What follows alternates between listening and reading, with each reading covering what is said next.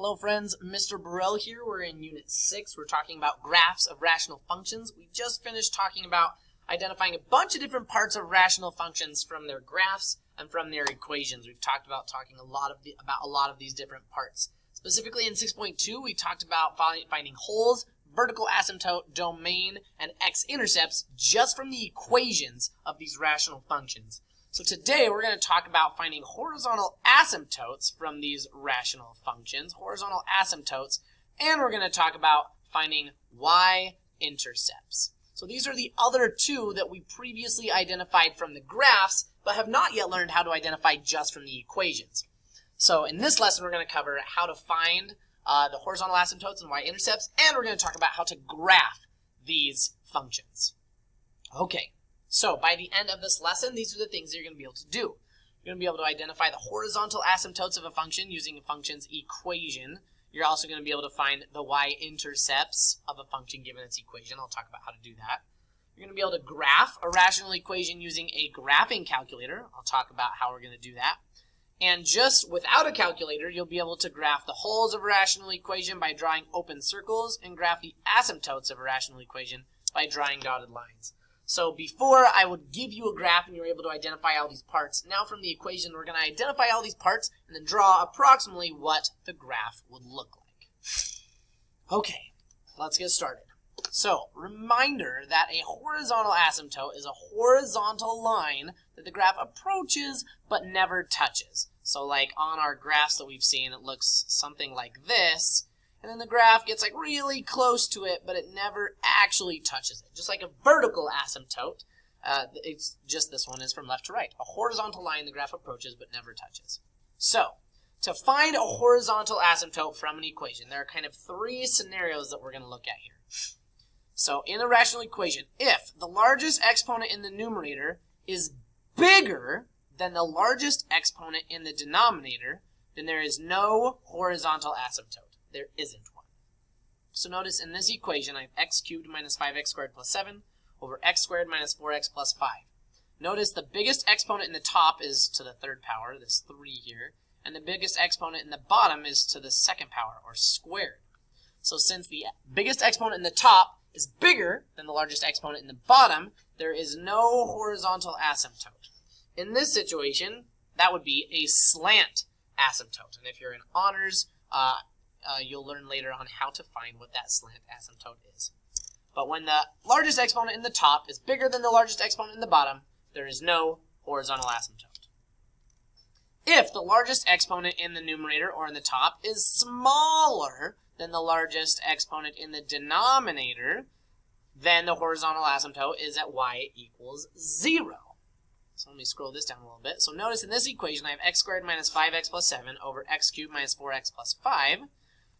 The biggest exponent in the top is 2. The biggest exponent in the bottom is 3. Know that this exponent is smaller than this exponent because that's the case. The horizontal asymptote is at y equals 0. In other words, the horizontal asymptote is the x-axis because that's where y is equal to 0, the x-axis. So if the largest exponent in the numerator is smaller than the largest exponent in the denominator, the horizontal asymptote is y equals 0. So that's the second case. The third case is if the largest exponent is the same in the numerator and the denominator, then the horizontal is y equal to the ratio of the leading coefficients from the numerator and the denominator. I'll explain that in layman's terms here in just a second. So notice in this rational function, the largest exponents in the top and bottom are both 2. So because those numbers are the same, because the largest exponent is the same on the top and in the bottom, I'm going to divide the numbers that are in front of those x squareds, or the leading coefficients, the first numbers. So when I take 4 divided by 2, y equals 4 divided by 2, I get 2. So my horizontal asymptote is at y equals 2. So, again, when the largest exponent is the same in the top and in the bottom, I divide the coefficients in front of those leading terms, and that gives me my horizontal asymptote. Okay, let's take a look at some examples. I have these on my side here so I can keep track of them. Before we get to those examples, we're going to go back here. So that's how I find the horizontal asymptote. This isn't explicitly stated in your guided notes, but we're going to talk really briefly about how we would find the y-intercepts of each of these functions. So when I find my y-intercepts, I'm going to set all the x values equal to 0, because that's where I would have a y-intercept on the y-axis, is when x is equal to 0. So if I set all of these x's equal to 0, that gives me 0 minus 0 plus 7, and on the bottom I have 0 minus 0 plus 5. Well, that's just 7 over 5. So my y-intercept would be 7/5, or whatever that is as a decimal. I think it's like 1.4 or something as a decimal. So my y-intercept is about 1.4. On these other examples, you'll notice, again, when I have x's, when I put in zeros for x's, I'm left with a y-intercept of 7 over 5. When I put 0 in for these x's, I'm left with an x-intercept of 7 over 5. So to find the y-intercept, I set all the x's equal to 0, and whatever's left in the top and bottom, I divide. Okay, so here it says find the horizontal asymptote and y-intercepts of the following rational functions. So we're going to do a few of these. So horizontal asymptote, y-intercept. So for my horizontal asymptote, I'm looking at the largest exponent in the top and in the bottom. So in this case, the largest exponent in the top and in the bottom is the same. So if we go back to our guided notes, remember that when the largest exponent is the same in the top and in the bottom, I'm going to divide the coefficients that were in front of those terms. So here in front of this x cubed on the top, I have a 1. In front of the x cubed on the bottom, I have a -3. So my horizontal asymptote is that y equals 1 over -3, or -1/3. So my horizontal asymptote would be at y equals -1/3. So if I want to find my y-intercept, I'm going to go ahead and put 0 in for all my x's. So if I put 0 in for all my x's, notice on the top I have 0 plus 0 minus 0, which is 0. On the bottom I have 0 plus 0 minus 0, which is 0. What's 0 divided by 0? Well, 0 divided by 0 is undefined. I can't do that. So, what's my y-intercept? I don't have one, because in this case it is undefined. So I have a y-intercept. I don't have a y-intercept, and my horizontal asymptote is y equals -1/3. Okay, let's look at this one. So let's look at for the horizontal asymptote, I'm going to look at the largest exponent in the top and in the bottom. Well, I have x cubed on the top, x squared on the bottom, so my exponent on the top is bigger than the one on the bottom. So if I go back here, if the largest exponent in the top is bigger than the largest exponent in the bottom, then I don't have a horizontal asymptote. So on this problem, I'm just going to go ahead and write none. There is not a horizontal asymptote. My y-intercept, again, if I put zeros in for my x's, I'm going to end up with just 0 on the top and 12 on the bottom. What's 0 divided by 12? Well, 0 divided by 12 is 0. So I have a y-intercept at 0. Okay. Next one. If I'm finding my horizontal asymptote, again, I'm going to look at the biggest exponent in the top and in the bottom. Since the biggest exponent in the top is smaller than the biggest exponent in the bottom, note, if the biggest exponent in the numerator is smaller than the largest exponent in the denominator, my horizontal asymptote is y equals 0. So my horizontal asymptote here is y equals 0. And then my y-intercept, if I set all my x's equal to 0, if I put zeros in for all my x's, notice I get 0 over 0. I've had that before. That's undefined, so I'm not going to have a y-intercept. Number 4, if I look at the biggest exponents in the top and bottom, both of these have 1s. This is x to the first power. Since I have the same, since the largest exponents in the top and in the bottom are the same, I'm going to look at these numbers out in front, which in this case are just 1s. So my horizontal asymptote is that y equals 1 divided by 1, which is 1. And then my y-intercept, if I go ahead and put in zeros for my x's, I'm left with just 4 on the top, -1 on the bottom, 4 divided by negative 1 is negative 4. So I have a y-intercept at negative 4. So that's how I find horizontal asymptotes and y-intercepts of rational functions. Okay, now that I've talked about finding the horizontal asymptotes and y-intercepts, the next section of this assignment is we're going to find all of these different parts. We're going to find all of these different parts, and then we're going to graph what these look like. So, let me go back here. So first what we're going to do is we have...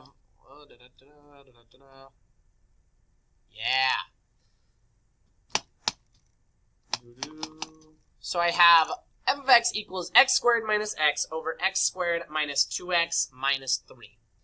So first of all, we're going to find, let me move my face out of the way here, we're going to find each of these parts right here for this function, which is something we've already done.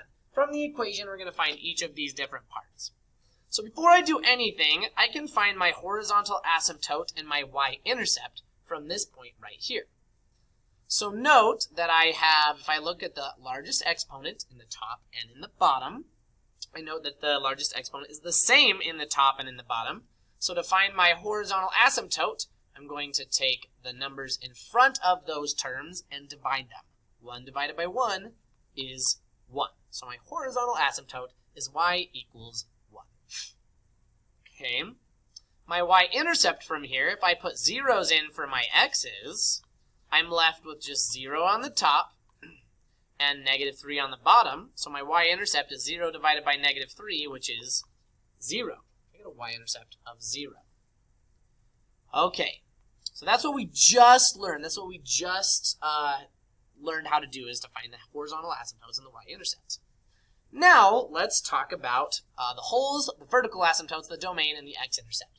I've found those before. In order to find these from the equation, I need to go ahead and factor them. So I need to write these in factored form. So in the top, can I take a greatest common factor out of x squared minus x? I can. I can take an x out of both of those, which leaves me with x minus 1. Because x times x is x squared, x times negative 1 is negative x. In the bottom, I have 3 terms, x squared minus 2x minus 3. So first I ask myself, is it in standard form? Yes. Is there a greatest common factor?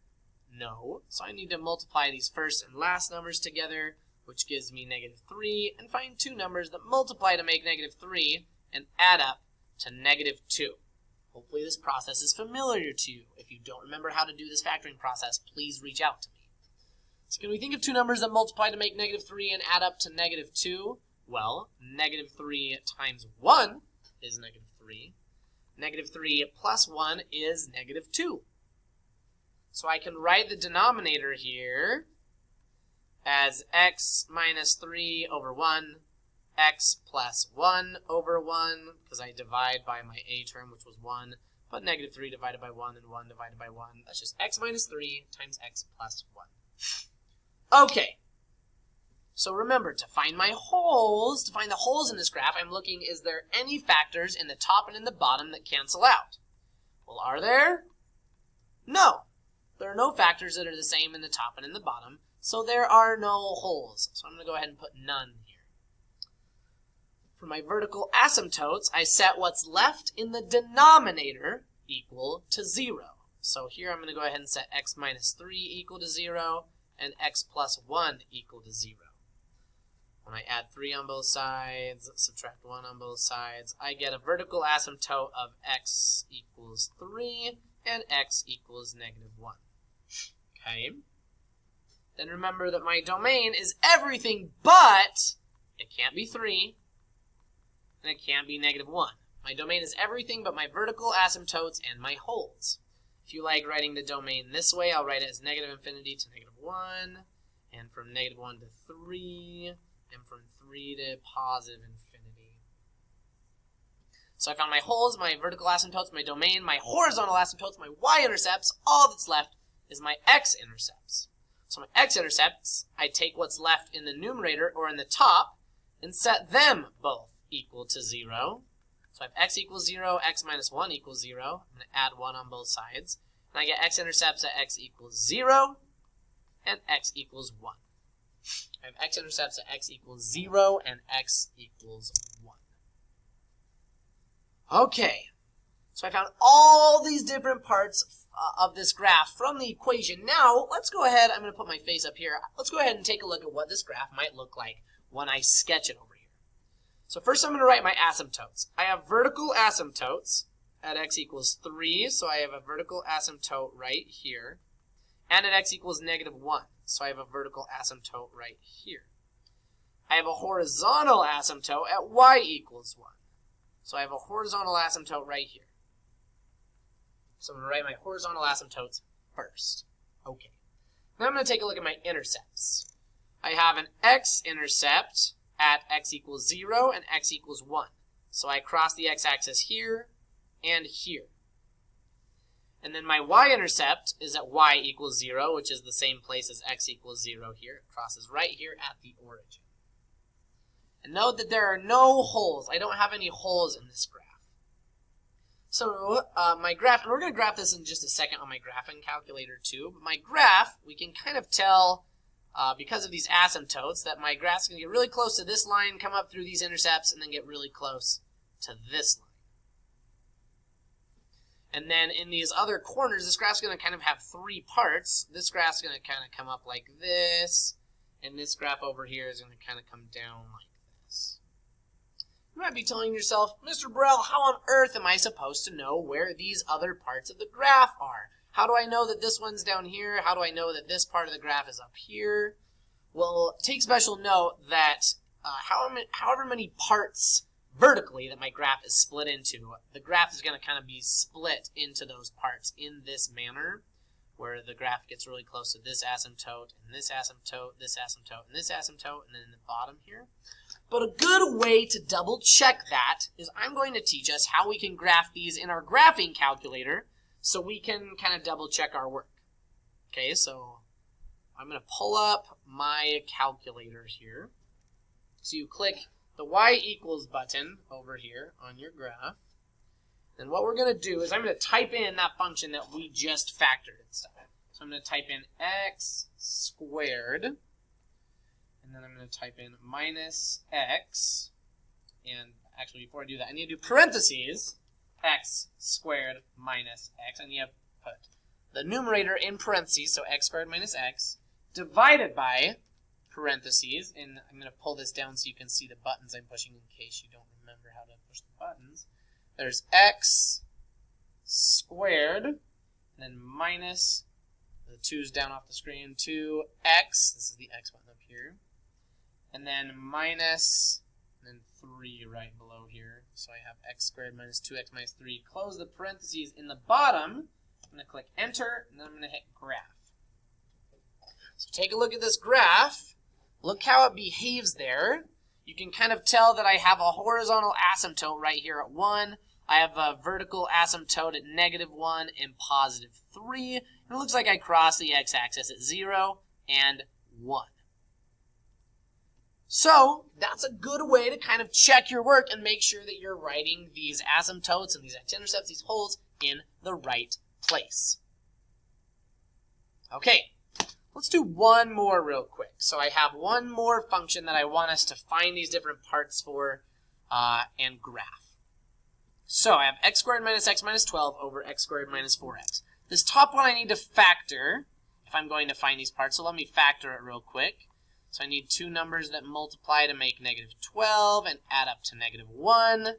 I'm going to cruise through this one relatively quickly. That's going to be -4 times 3. -4 times 3 is -12.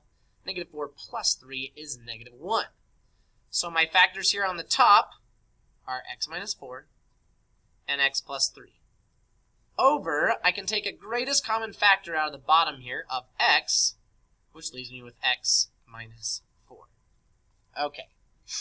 So we've talked about today how to find the horizontal asymptote and the y-intercepts. So the horizontal asymptote, I need to look right here. I need to look at the largest exponents in the top and in the bottom.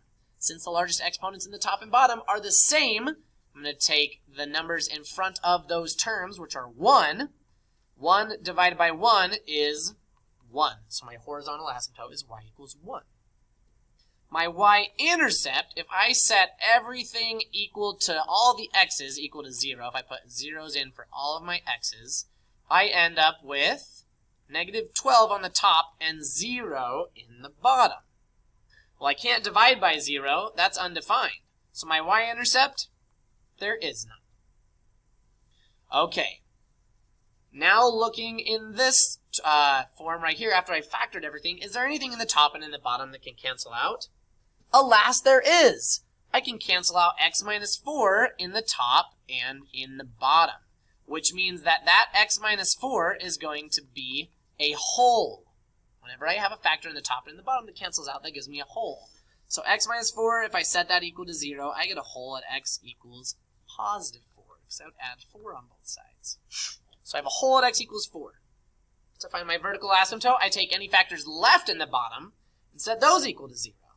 So my vertical asymptote is at x equals 0, which means my domain is everything but 0 and 4.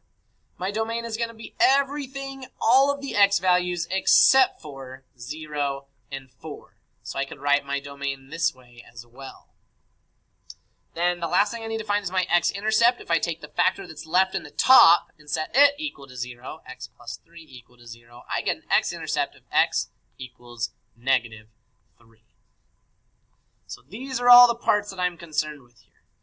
So, let's start by drawing on my graph my asymptotes. I have a vertical asymptote at x equals 0. Which means right here on the y-axis, that's where x equals 0, I have a vertical asymptote.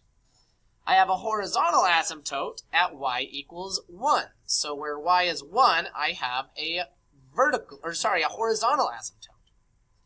Now let's look at my x-intercepts and my y-intercepts. I have an x-intercept at negative 3, so I cross the x-axis at negative 3. And I don't have a y-intercept, which makes sense because my vertical asymptote here is the y-axis. And I'm going to have a whole over here at 4, at x equals 4 here. So my graph is going to look something like this. It's going to come really close to this asymptote, cross through negative 3, and then come really close to this asymptote.